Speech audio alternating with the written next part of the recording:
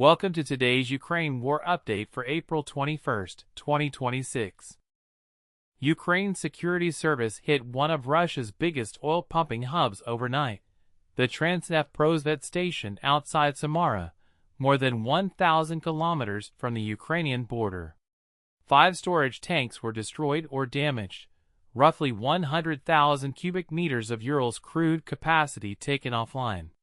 Prosvet is an origin node of the Druzhba pipeline, the line that carries Russian crude west into Europe.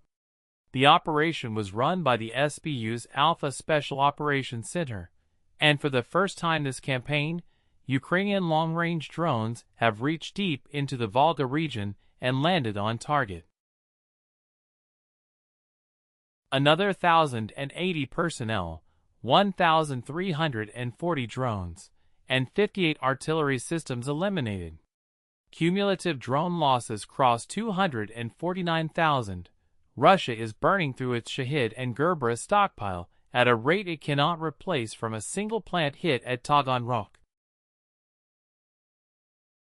Russia launched 188 strike drones overnight. Ukrainian air defenses down 158, an 84% intercept rate. The heaviest civilian damage landed on Kharkiv and Sumy in the north, and on Dnipro and Zaporizhia in the southeast. A Shahid hit a residential block in Sumy, wounding 7 including 2 children.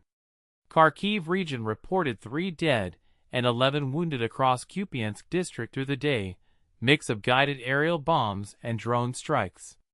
Energy infrastructure hit in Odessa and Mykolaiv, forcing emergency outages through the morning.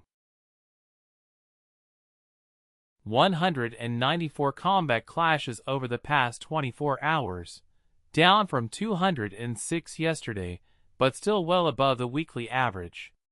Pokrovsk stayed the hottest axis with 38 assaults, followed by Heliopol with 29 and Konstantinivka with 18. Russia deployed over 7,000 kamikaze drones and nearly 3,000 shelling attacks across the line. No confirmed territorial changes. Ukrainian units held every contested position. One notable development in the east, Russian Chief of General Staff Valery Gerasimov reportedly visited a forward command post in occupied Luhansk this week.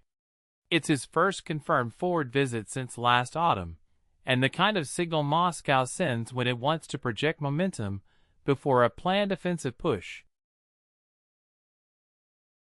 The European Council formally approved the €90 billion reparations loan for Ukraine, funded against frozen Russian sovereign assets held in the EU. Council President Antonio Costa called it, quote, Ukraine's financial lifeline through 2027. First disbursement expected in June. Hungary voted against. The measure passed by qualified majority. Russia and North Korea opened the new Tumen River Road Bridge this morning, the first permanent road crossing between the two countries. Kim Jong-un and Russian Deputy PM Murat Kusnulin attended the ceremony. The bridge shortens cargo transit between Vladivostok and Rosan to under 6 hours, and it's expected to accelerate the flow of North Korean munitions and labor into the Russian war economy. President Zelensky pushed back publicly on renewed Moscow talks pressure. Speaking in Kiev, he said Ukraine will not negotiate under occupation terms, and that any peace process must start from the 2022 borders. He added that Ukraine's deep strike campaign, including today's hit on Samara, is part of what earns Ukraine its place at any future table. That wraps up today's update. If you found this useful, press the like button and subscribe in order to support this channel. Stay informed, stay safe, and I'll see you tomorrow.